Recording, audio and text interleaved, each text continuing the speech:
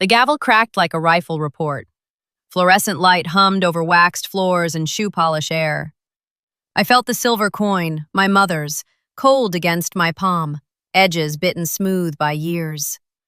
The courtroom flag barely stirred in the AC. My throat did. General Leonard Price took his seat like gravity had orders. Files squared. Jaw squared. Reputation already in the room. Major Evelyn Shaw, the recorder read. Insubordination, dereliction of... Price didn't need the preamble. His gaze pinned me. Hiding behind Sarah Shaw's shadow? He said. Voice steel, sentence sharpened. I set the coin on the table. It flashed once under the harsh light, then lay still, face up, engraving catching a thin blade of white. Price glanced down, then froze as if time had been yanked by the collar. Where did you get that coin? 5 words, no camouflage. The ice in his tone cracked on the edges. It was my mother's, I said, steady, the metal cool through my fingertips. Her last order. Earn this. A ripple passed the rows, boots eased, pens stopped. The very air performed silence. Price's hand, scar across the knuckles, hovered over the coin, then pulled back like it knew a burn. That coin, he said, softer, was given to me in fire. I held his stare. Then you know what it cost. The court stenographer missed a beat. Somewhere, disinfectant bit the nose. A vent rattled and fell quiet. Price blinked once, the first dent in the armor. He looked past my rank to the old photo in my file. Mom's smile. Desert dust in the creases, and his jaw shifted, not toward anger, but memory. Proceed, he ordered, voice roughened. But the steel had changed temperature. The coin lay between us like a bridge no one had planned to cross. I grew up in a house where discipline wasn't a word. It was the way the air moved. Boots by the door pointed the same direction. The flag over the piano kept its crease like a spine. My mother, Sarah Shaw, smelled like gun oil and citrus soap, and she could fold a bed so tight my doubts bounced off it. When I asked for bedtime stories, she gave me checklists. When I asked why, she gave me a compass. We do the hard thing first. Dad, William, carried his grief the way men carry toolboxes, always within reach, always heavier than they admit. He loved me in careful gestures, hot tea, a blanket squared at my feet, but he never said Mom's name without his jaw catching. The house knew the pitch of that silence. The coin lived in Mom's left breast pocket, then on the nightstand, then, after the funeral, in a small linen pouch I wore like a secret rank. Silver, thumb-worn, with an engraving you could feel before you saw it. A tiny field cross and 4 letters, H-O-L-D. She never told me the origin. Earn this, was all she said, tucking the metal into my palm the night before her last deployment. Her hands smelled like lemon, her hug like a fortress. I learned to live in her wake. At the academy, instructors measured me against a ghost. Shaw, fast feet, slower mouth, one said, smiling like he knew a friendly war I didn't. I made peace with being compared to a legend by doing what legends do not have time to advertise. I showed up. Early runs in air that tasted like cold iron. After-hours map work, softer lights, paper dry under my fingers. The photo of Mom, sunshot, squinting, absurdly alive, watched from my desk, edges curling at the corners. When doubt hissed, I flicked the coin once. Tap. And the sound turned my fears into orders. Dad never came to pin-on ceremonies. He said the room gave him a headache. What he meant was that pride and pain share a doorframe, and he hadn't learned how to pass through. On my promotion to captain, he left a card on the porch mat. Be careful. No signature. Rain puckered the ink. I kept it anyway. My reputation grew the long way. Clean logistics, quiet rescues, a habit of standing between blame and my people. Then came Kharif Pass, a mission that turned sideways in heat you could drink. Weather closed the road. A convoy burned 2 valleys over. Comms went feral. I rerouted a supply element against a colonel's stale plan, 2 clicks east, through a dry wadi that wasn't on his tablet, but was on my map and inside my bones. We got our wounded out. We saved a village's grain store. And we embarrassed a man who'd rather lose clean than win messy. His report said insubordination. Mine said initiative under fire. The brass believed the column with the better signature. That's how I walked into General Price's courtroom. Career frayed, record loud with someone else's adjectives, the coin in my pocket like a pulse. Price's nickname, Steel, wasn't poetry. He was a geometry problem in a uniform. Angles, cold lines, no give. Stories whispered that he'd once ordered a mercy nobody forgave him for and spent years armoring the softness out of himself. The morning of the hearing, Dad sat at the kitchen table with his back to the window, coffee gone cold. "You should have followed the plan," he said, eyes on the rim. "I did," I said. "Mine." He flinched, like the truth had knocked and he wasn't dressed for it. "Your mother would have asked for outcomes," I finished. He didn't disagree. He folded the card he'd been pretending to read and left the room with the careful quiet of a man carrying a memory that bites. In the corridor outside the courtroom, fluorescent light buzzed like a bad thought. I palmed the coin, cool, faithful, familiar, and felt the engraving catch my skin. HOLD. I breathed until the metal warmed. The bailiff opened the door. The recorder cleared her throat. Paper smelled like dust and work. I set the coin where I could see it and where Price could, too. Not as a shield, as a truth. The recorder's keys chattered like rain on a tin roof while the panel settled. 3 colonels in pressed blues and 1 empty chair waiting for a legend. Paper smelled like dust and old coffee. My mouth tasted metallic, the way it does before a long run. I set Mom's silver coin dead center on the defense table and let its weight remind me of verbs I trusted. Stand. Breathe. Answer. Captain Fiona Harrell, my JAG, leaned in, whisper warm and practical. Answer clean. No adjectives. No theater, I said back. The double doors sighed. Conversation tapered. General Leonard Price entered without hurry, like gravity chose him. He wore the room like a uniform, creased, controlled, no wasted light. When he sat, the chair remembered to be at attention. For a beat, I heard the AC hum and the rustle of someone's sleeve. Then his voice cut the air. "Major Shaw," he said, "why didn't you follow orders?" 8 words. Surgical. He didn't blink. "I followed the mission," I answered. 12 syllables, no shake. The written order failed the ground. A colonel on the panel cleared his throat. The recorder hiccuped, then found its drip again. Price didn't move. His eyes had that drilled, winter-gray focus I'd seen on ranges at 0400. He flipped the summary packet with 2 fingers. "Kharif Pass," he said. "Storm. Broken comms. You changed route." 2 clicks east, I said. "Dry wadi. Maintained cover." Your CO said no. He was wrong. The panel shifted, identical cuffs winking. Fiona's shoe tapped once against my chair, enough to remind me I still had blood in my feet. Price set the packet down. The fluorescent bar above him buzzed and then obeyed. He steepled his fingers. "You embarrassed command," he said. "Explain." "Lives aren't decorations," I said. "They're math." His pupils ticked. A tiny trench appeared at the corner of his mouth. Disbelief or interest, I couldn't tell. He looked past me, somewhere old. I could hear the thin whine of a vent, smell the disinfectant that lives in every military building like policy. "Walk it," he said. 10 sentences.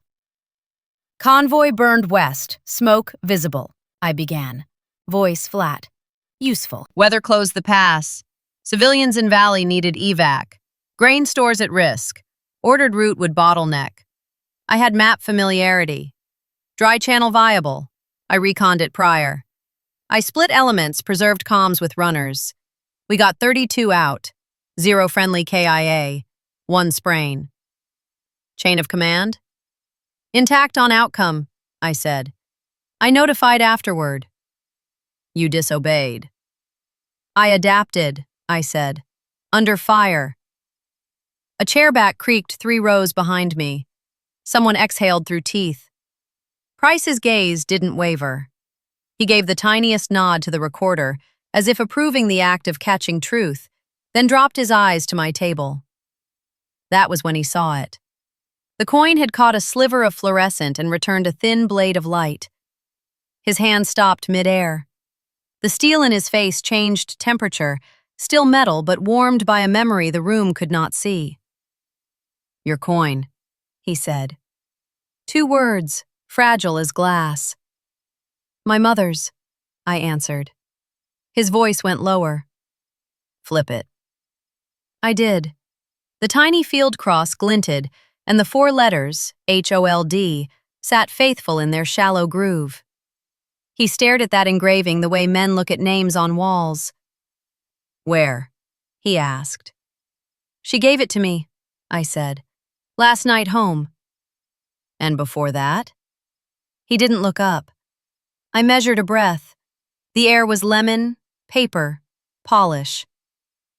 You tell me, I said gently, and Fiona's shoe tapped my ankle like a warning I chose to ignore. Mini turn. Silence spread, not awkward, thick, like a theater right before the scene that makes or breaks the play. Price's jaw clicked once. He reached for water, didn't drink, put it back. He lifted his hand and let it hover half an inch above the coin, heat meeting cold, then withdrew like a man who has already burned that skin. Continue, he ordered, but the command had edges sanded away. Speak to intent. Protection, I said. My people, civilians, supply integrity, mission success. Heroics? Boring math, I said. Fuel, time, cover, human weight. The FAR colonel coughed into his fist to hide something. Surprise, maybe respect. Price's eyes finally left the coin and found my face. Now I could see what the younger officers whispered about. The scar knifing his knuckle, the old exhaustion parked behind discipline, the thin film of grief that hard men sometimes polish into ruthlessness. You think you're your mother, he said, not quite an accusation. No, I said, because truth is a better armor. I'm her student. What did she teach? Do the hard thing first, I said. And that honor doesn't photograph. He breathed once through his nose, eyes flicking to the old photo clipped to the file. Mom in sun flare and dust, grin reckless and precise. The AC thumped. Someone's pen rolled, then was caught. I heard the flag rope tap the pole outside the window, a tiny naval-sounding clink that did not belong here, and did. Price leaned forward. The stainless pen in his fingers clicked, stilled. The colonel you overruled, he said. He says you're insubordinate. I'm not, I said. I'm responsible. Show me. Fiona slid a thin folder to the edge. I opened it and laid out photos, waddy chalk dry under morning sky. The black plume west where the original route turned to heat. The grain store doors still standing. I set down a handwritten log, my letters square, hours noted, because radio is a bad historian when storms chew signal. I added 3 statements from locals, names blacked per protocol, ink smelling slightly of solvent. The table became a little relief map for people who needed their eyes to believe. Price didn't touch them. He watched my hands instead, as if he could read intent from the way I placed paper. The panel leaned in. Paper made that hush scratch sound good rooms make when they are paying attention. "You notified after," he said finally. "Yes," I said. "I took the blast. In writing." "You'd take it again?" "Yes." "Even here?" "Especially here," I said. Rooms like this teach the next one. His mouth pressed, not displeasure. He tapped a knuckle against the tabletop, a small private metronome. When he spoke, the words were not steel. They were sanded wood. "Major Shaw," he said, "was your insubordination born of ego?" "No," I said. "Born of duty." "Born of Sarah?" "Born of training," I said. "Built by Sarah, checked by Fiona." At her name, Fiona gave the faintest smile a lawyer allows in a room like this. The colonel nearest the flag leaned back. The rope tapped the pole again, 2 soft ticks, like a heartbeat deciding to continue. Price's gaze went to the coin one more time. He swallowed like the room had air suddenly too dry for breath. "Who told you what hold means?" he asked. "No one," I said. "I guessed." "Guess."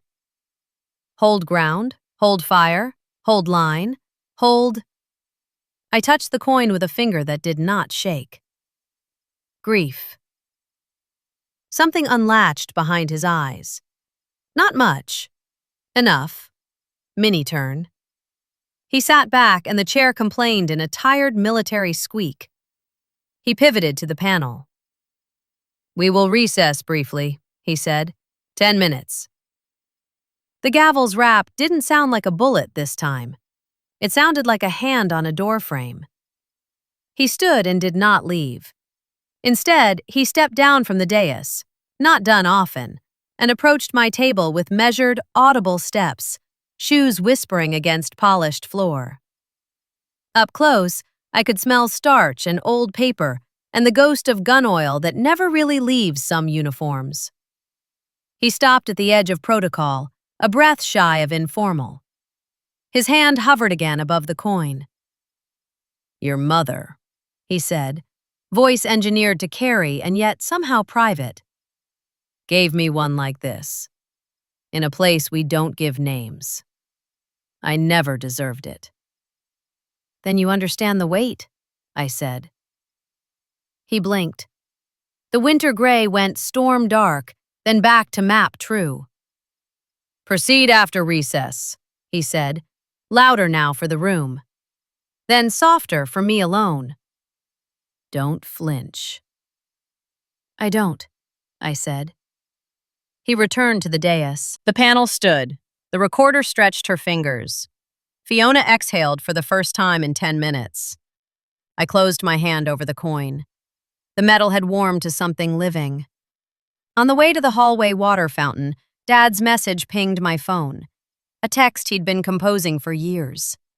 "Follow the plan. Save your career."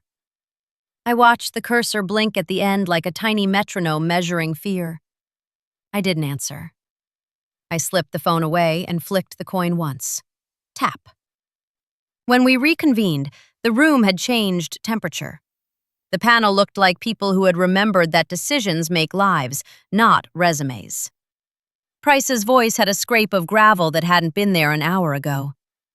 "Major," he said, steel sheathed but present. "Finish your account." I did. Clean. No adjectives. And as I spoke, the coin rested under my palm like a steady drum. The engraving, HOLD, pressing lightly into skin until the letters felt less like a command and more like a promise I could keep. He said, "Finish." And I did what I'd trained to do. Layer fact on fact, until the shape could stand on its own legs. Still, the room felt tilted, as if the air had been instructed to pay attention. The coin pressed a cool crescent into my palm. The fluorescent bar hummed like a thin, relentless thought. Disinfectant and paper, always paper, were the smells that belonged to judgment. Price interlaced his fingers. "Your report omits the Colonel's explicit guidance," he said. "My report records outcomes," I answered, "and the rationale that achieved them. Outcomes don't excuse insubordination. They explain adaptation," I said, steady. "Under fire, with comms degraded, a plan becomes a hypothesis. I tested and proved." He watched me the way a range officer watches a trigger squeeze. No flinch, all calibration. "You speak like her," he said, almost to himself. "Sometimes I hear her," I said, not apologizing for it. "Mostly when the map argues." He tapped the packet once. Ink, fiber. Then turned the page to a photo. My old photo of Mom in a sun flare, cap crooked, grin precise. The picture made a faint plastic squeak against the folder's sleeve when he shifted it. He set that image on top of my Wadi map and the burned plume print, as if arranging a small altar to the argument we were having.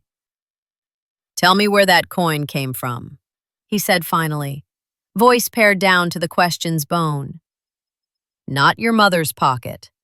Before that." I looked at the coin, felt the engraving, HOLD, and remembered the night before her last deployment kitchen glow, lemon oil and coffee, and the way she tucked it into my hand like a charge. I also remembered restraint. In rooms like this, truth isn't a flood, it's a measured pour. "She called it a debt," I said. "She never collected it." "Did she tell you whose?" "No," I said. "She told me to earn it." Price blinked once, slow. "And you believed her without the story?" "Orders, not explanations," I said. "It keeps people alive." Mini turn. He stood. The chair legs hissed against waxed linoleum. The room took a breath as if someone had opened a vent.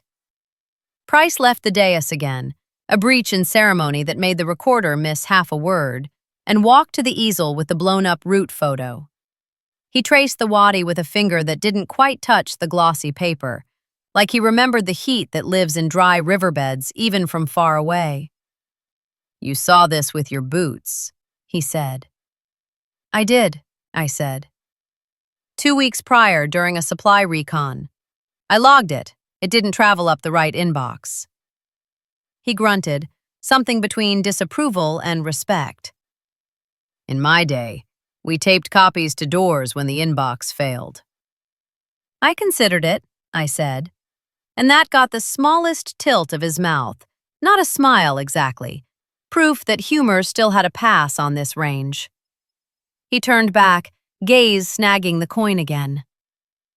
"HOLD," he said, tasting each letter like he was accounting for its cost. "Who taught her that?" "Who taught you?" I countered, and if Fiona's shoe tapped my ankle, I didn't feel it. He looked at me for a long 2 beats, and what moved across his face wasn't anger. It was a consideration, old and heavy as a footlocker. "You know where we met," he said at last. "Your mother and I." "I know a lot of places don't have names," I said. He nodded as if I'd passed a test I didn't study for. It was one of those. She carried 2 things that day, this philosophy carved in cheap silver, and a courage none of us could afford to replicate. He let that hang. The air smelled suddenly of gun oil ghosts and desert heat that didn't belong in a courtroom. Paper edges bit my fingers. The coin kept its cool. "Back to Karif," he resumed, the steel back in his voice but thinner, as if some of it had been repurposed. "You split the element. On whose authority?" "Mine," I said. "Within the commander's intent. Protect civilians. Preserve assets. Minimize friendly casualties. The colonel alleges you undermined him. I buffered him from a bad decision, I said. I took the hit on paper so he wouldn't take it in body count. You wrote that, he said, in your after action. Yes. He flicked to the last page, read the last line aloud. Not for me, for the panel. I accept full responsibility for deviations made to fulfill mission intent. He lowered the paper. There are two kinds of officer who write that, he said. Martyrs and leaders. Which are you? Neither, I said. I'm useful. Something in him approved of that answer enough to let him stay seated. The colonel nearest the flag shifted his pen from right to left, as if his hand had remembered fatigue and reconsidered it. Major, Price said, your father submitted a letter. The binder whispered as he drew it out. A single page, folded careful, the crease still holding.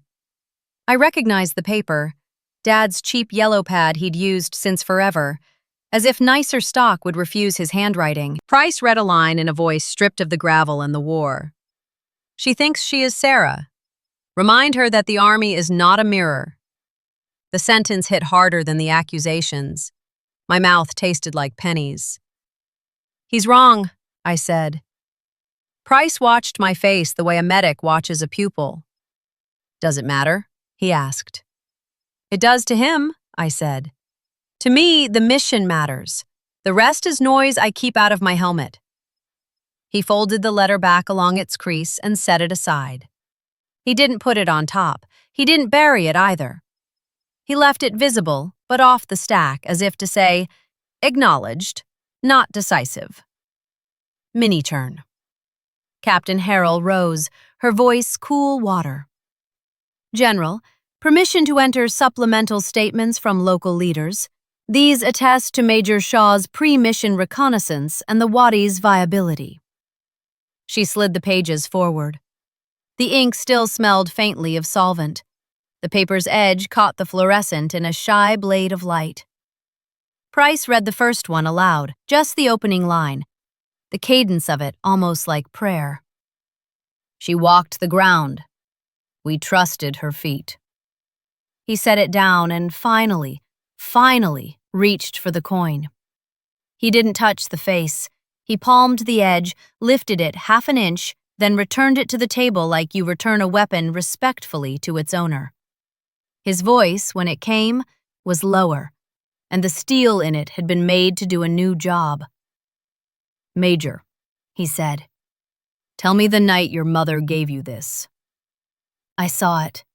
The kitchen light oily on the counter, the smell of lemon and starch and rain pinned to windows who wanted to rattle.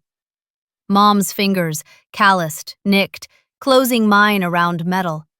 The quiet order. Earn this. I saw Dad's back in the doorway, silhouette in the street lamp. The way he didn't turn, the way I learned that love can hold at the edge of a room without entering. She said I could spend the rest of my career chasing her or carrying this, I said. She told me to choose the thing that would make me useful. And you chose. I'm here, I said simply. Price's attention cut sideways to the panel, then back. You'll get your useful answer, he said. But there's something you need to hear first. He turned to the recorder. Off the record for 5 minutes, he ordered. The recorder stared. Fiona's eyebrows climbed. The colonel's leaned back, a choreography of surprise. The keys stopped. Silence changed its shape, not empty, charged, like the air before a storm's first honest thunder. Price took a breath that sounded like gravel being raked smooth. Your mother pulled me out of a bad canyon, he said, tone flat, content not. We lost 2 that day because I believed a map over a corporal's eyes. I made steel from that mistake because softness had cost blood. Your mother handed me that coin and said 5 words I have not forgiven or forgotten. He looked down at the coin, thumb on HOLD, the pressure whitening his skin. Let yourself be corrected, sir. The room did that thing good rooms do when a necessary cruelty opens into mercy. No shuffling, no coughs, just a collective recalibration. He kept going, quieter. I have punished initiative to keep order. I have cut without anesthetic, because anesthetic was in short supply. If I have become a man who cannot distinguish between disobedience and duty, then I have failed her coin. He let the coin go. It lay between us, warmed by his hand and mine, engraving catching a filament of light. The panel didn't move. Back on the record, he said, and the recorder's fingers found the keys with a little hiccup that made everyone admit they were human. He looked at me like he was measuring whether I could carry the weight he was about to assign. Major Evelyn Shaw, he said, steel tempered now. State again, for the record, your intent at Kharif Pass. To protect life and accomplish the mission, I said. In that order, because that order served both. And if ordered to stand down in a future storm by a man who won't walk the ground, I will walk it, I said, and I will bring him the mud on my boots as proof before I change his mind. He didn't smile. He didn't need to. He turned to the panel. We will hear final questions and adjourn to deliberate. The colonels found their spines a little differently now. One asked about fuel math. I answered with numbers that behaved. Another asked about runner protocols. I laid out timings like stones across water. Questions designed to sting fizzled against the facts. The flag rope tapped the pole twice, then went quiet, as if satisfied.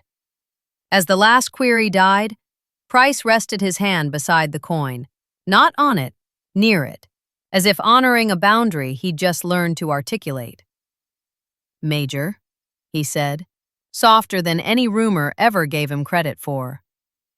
Do you think your mother would be proud of your insubordination? I think she'd be proud of my proof, I said. And I think she'd tell me to hold. He nodded once.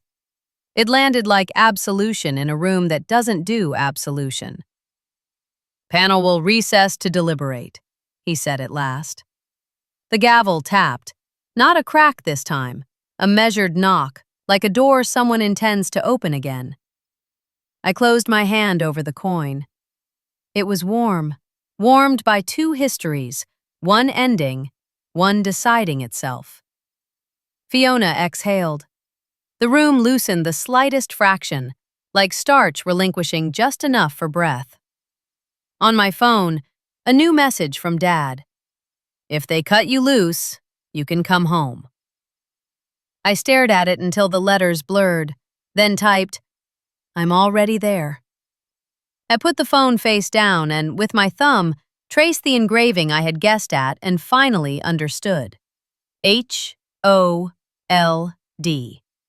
A word that, in that moment, felt less like clinging and more like a posture you take so others don't fall. The panel filed back with faces arranged the way soldiers arrange beds, tight, impersonal, daring you to look for a wrinkle. The air had that courthouse clean bite, disinfectant and paper. And somewhere the flag rope tapped the pole once, the sound small as a throat being cleared. I set Mom's silver coin in the same square of light as before. It pressed a cool circle into my palm, the engraving a quiet insistence under skin. Hold. General Price didn't sit right away. He stood behind the chair, both hands on the backrest, like a man who'd carried too much weight for too long and didn't want to put it on furniture that hadn't asked to be part of his story. His jaw moved. His eyes, winter gray gone darker, found the coin and stayed there until something eased under the bone. Major Evelyn Shaw, he said, and the room's hum cut itself in half.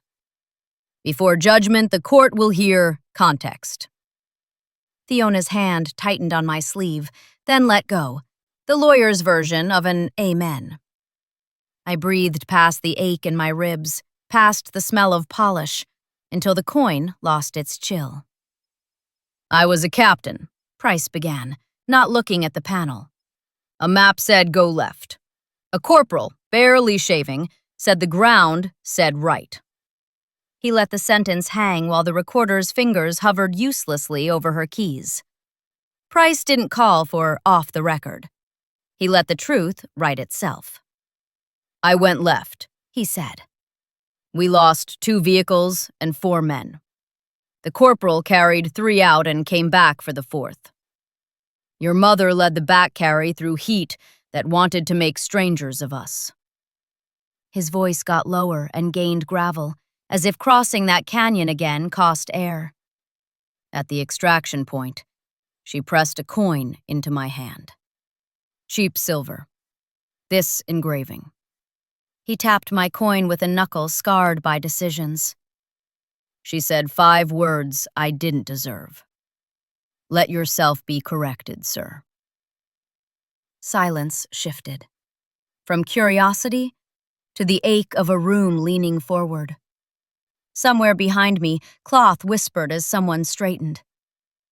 The old photo of Mom lay half visible in my open file, sun flare across her shoulder like punctuation. "I hardened," he went on, softer. "You know the nickname. I wore it until it wore me." He looked at the panel then, and the steel in his gaze wasn't for cutting. It was for bearing weight. I confused disobedience with duty more than once. Discipline became armor against grief. He blinked hard and lost track of a breath. The motion was small, the cost not.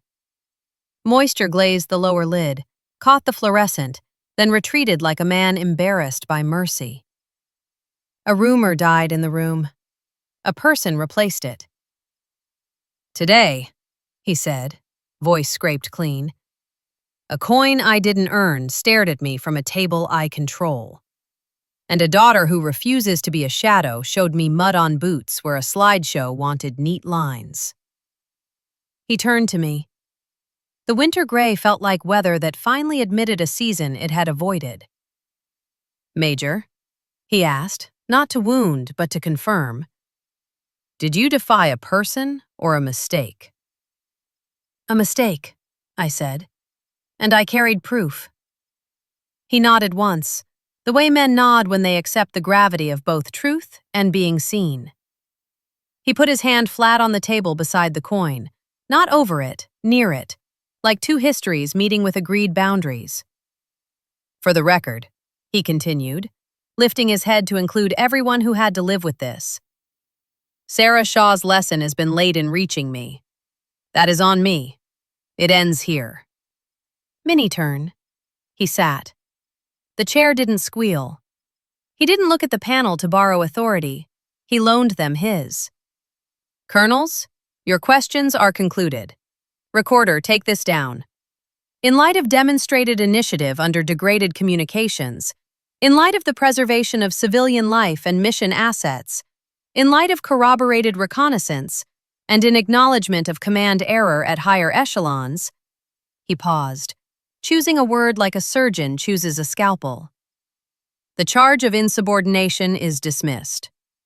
Paper breathed. A cough aborted itself. Fiona's pen, held too tight, slipped and clicked against her legal pad. I felt my pulse return from the edges of the room to the center of my throat. The coin warmed like a living thing. Price wasn't finished. He laced his fingers and the scar on his knuckle went pale with pressure. "Further," he said, eyes on me and beyond me. "This court recommends Major Shaw for advanced command schooling and places her under mentorship, if she'll have it." He let a fragment of dry humor into the air, and the room accepted it like water after dust. Then, because confession without repair is sentiment, he faced the panel. "Enter an addendum to my own record," he said. "Sarah Shaw corrected me then. Her daughter corrects me now. That correction stands." No one moved. Movement would have felt profane. Dad's letter, "She thinks she is Sarah," lay folded in the evidence stack like a moth that hadn't decided whether to live or die. Price looked at it, then at me, and shook his head once, tiny, a refusal to let that sentence make law. He turned to the gallery. "Officers," he said, "if you ever believe steel is the same thing as honor, you're not holding the right line." He rose. It wasn't theatrical. It was precise, like a man carrying something with both hands so it wouldn't spill. He stepped around the bench, stopped exactly 1 pace from my table, and squared himself to me in the way men square before they ask forgiveness without cheapening it. "I failed your mother in the only way that mattered," he said, not quietly, so no one could pretend not to hear. "I learned too slow." I stood. My chair legs whispered against wax. My voice found the simple words that fit the room. "You're learning now, sir." The film on his eyes returned and didn't retreat this time. It climbed the rim and made one small, traitorous line down a face that had led men into places without names. He didn't wipe it. It earned its path. "Hold," he said, barely above air, the word leaving him like a coin given, not kept. "I will," I said, and not alone. The panel stood by reflex. The recorder forgot to type for 3 beats and then remembered, keystrokes catching up like rain after lightning. In the back row, someone rose to their feet without being told. Then another. Rank by rank, the gallery stood, not for victory, not for me, but for a correction taken in public by a man who could have hidden it. The sound wasn't applause. It was fabric and breath and the hush of boots finding new posture. Fiona touched my sleeve again. "Breathe," she murmured, professional to the last. I breathed. Paper smelled like dust and ink. The old photo of Mom looked up from the folder, grin crooked, eyes reckless and precise, as if she'd expected this all along and was bored with our delay. Price extended his hand. I set the coin in it. He closed his fist and then opened it again, giving the coin back to me, palm flat so everyone could see the engraving that had decided the day. HOLD. "For courage," he said, "not survival." I closed my fingers over the metal and felt the letters print lightly into skin. I answered with the one line that felt like air I could live on. Honor listens. Then it changes. He inclined his head, the closest thing to a bow a general lets himself have in a courtroom. "Adjourned," he said. The gavel touched wood. Not a crack, a seal. The room exhaled like a tired animal settling on clean straw. Outside the window, the flag rope tapped the pole once, twice, then went still, as if satisfied that, for once, the wind and the line had agreed on direction. The corridor outside the courtroom smelled like lemon polish and the faint copper of old radiators. Paper whispered from offices I couldn't see. Somewhere a copier coughed, then wheezed into rhythm. I pressed my thumb to the coin until the engraving printed itself into skin, a small, private bruise that felt like a signature you don't have to show. Fiona squeezed my shoulder once. "Promotion board will move fast," she said, voice brisk to keep tears bored. "Expect a packet. Expect eyes." "I've had eyes," I said, and surprised both of us by almost laughing. Through the window at the end of the hall, the flag shook loose one clean snap and refound its crease. I stood a moment and watched it like a metronome that knew our new tempo. Behind me, boots scraped. The panel filtered out in careful silence. General Price didn't emerge. When he did, he'd earned privacy.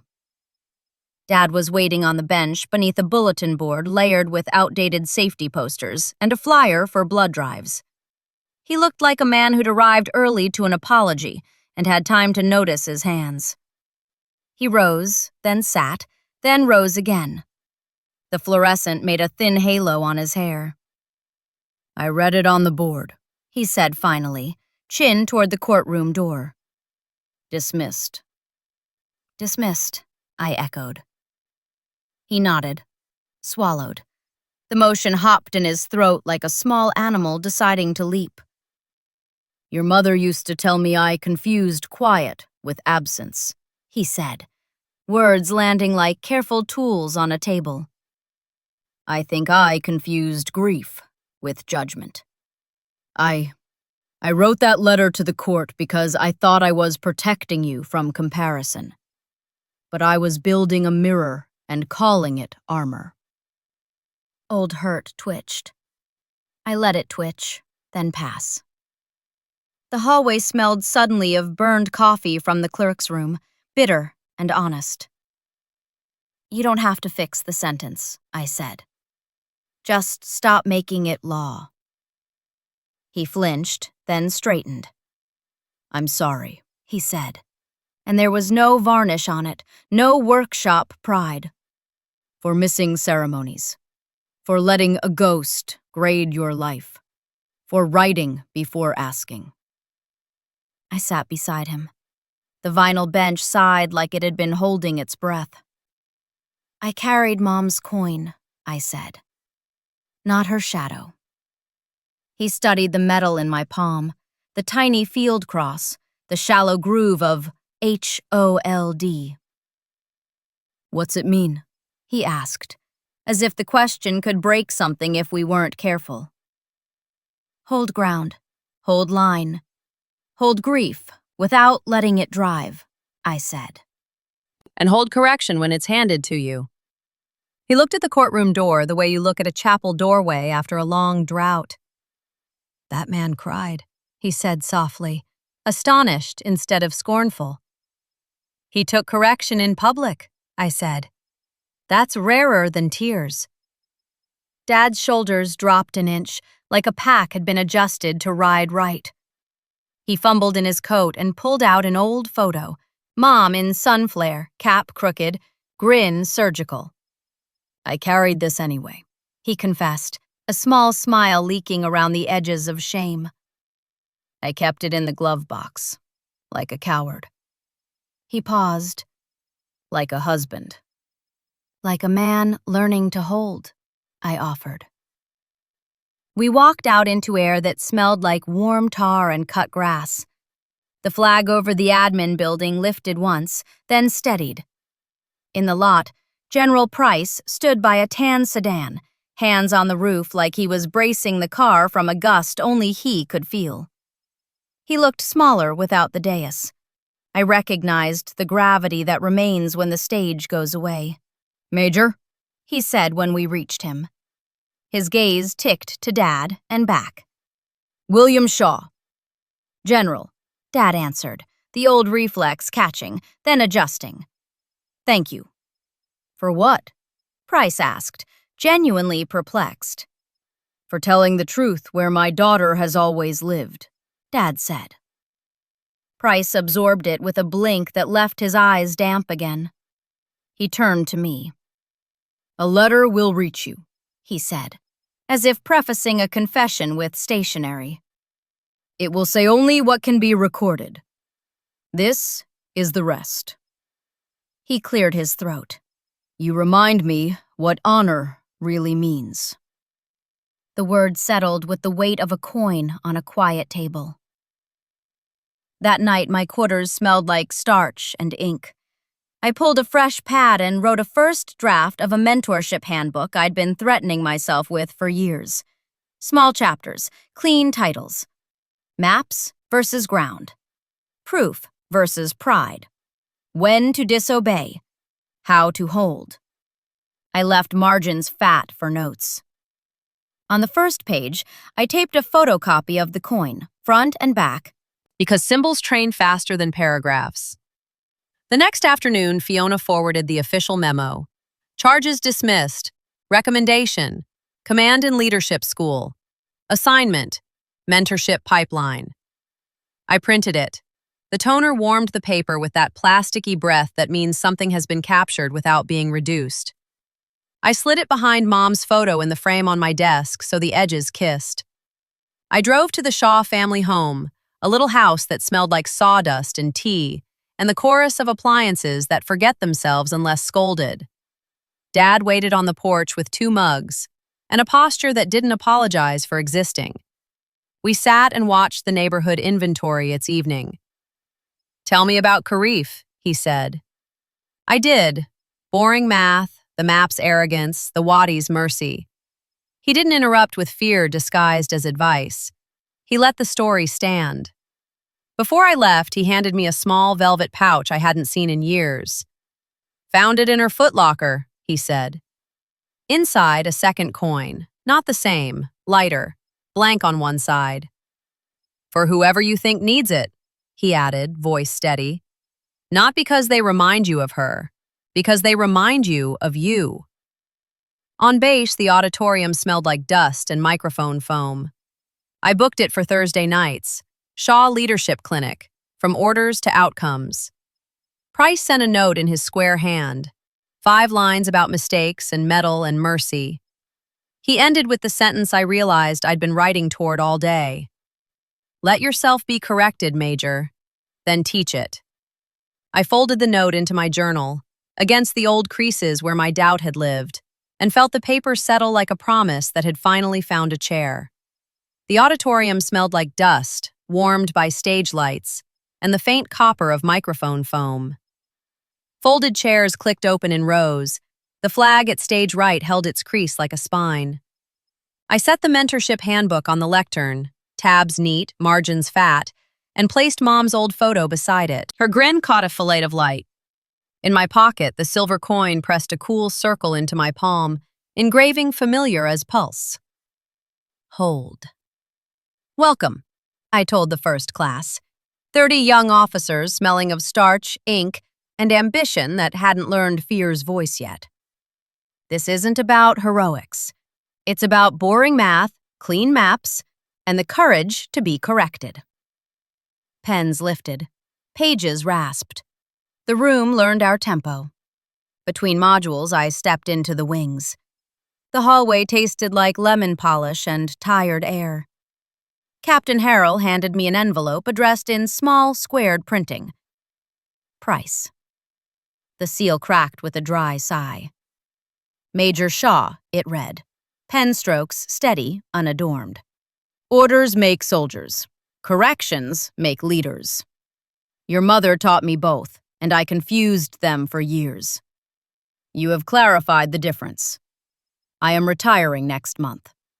You remind me what honor really means. Hold, and pass it on. Leonard Price." My throat tightened in a way that had nothing to do with microphones. I folded the letter once and slid it into my journal, so it found the crease where fear used to live, and made itself at home. Dad came to the first public session, sat in the back in a clean shirt that still smelled faintly of sawdust. He held his coffee like a man who'd learned heat can be carried. When the Q&A came, he didn't ask for the floor. He just stood at the end and waited while the new lieutenants filed past. "Proud," he said, when it was quiet enough not to perform. No tremor, no asterisk. I believed him. Price's retirement ceremony lived in a hangar that made voices climb and come back changed. Jet fuel and floor wax slicked the air.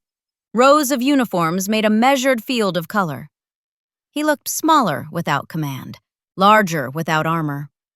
When they called his name, he stepped forward with that new gravity. A man who had refit his steel for bearing, not cutting. After the speeches, he pressed a plain envelope into my hand. "File the paperwork," he said dryly, "and the humanity." He wasn't joking. That evening, the clinic ran late. The projector hummed. The room cooled to the slow fan's rhythm. A recruit lingered, freckles, fists half bald, the smell of library glue and laundry soap. "Miles Carter," he said, sticking the name into the air like a landing light. "I keep thinking I'll fail because I think too much before I move." "Thinking is moving," I said. "It's just quieter." He laughed once, surprised. His eyes cut to the photo of Mom, then back to my hand resting on the lectern. The coin edged my palm, bright as truth under harsh light. I heard Price's letter in my pocket, felt the old groove of the engraving like a road already walked. I took out the velvet pouch Dad had found, a second coin, lighter, one side blank. I pressed it into Miles's hand. The metal clicked against his ring like a tiny salute. "This is for courage, not just survival," I told him. "You don't owe anyone a performance. You owe your people proof. When the map argues, walk the ground. When pride argues, collect correction. When fear argues, hold." "Hold?" he asked, mouth tasting the letters. "Hold ground, hold line.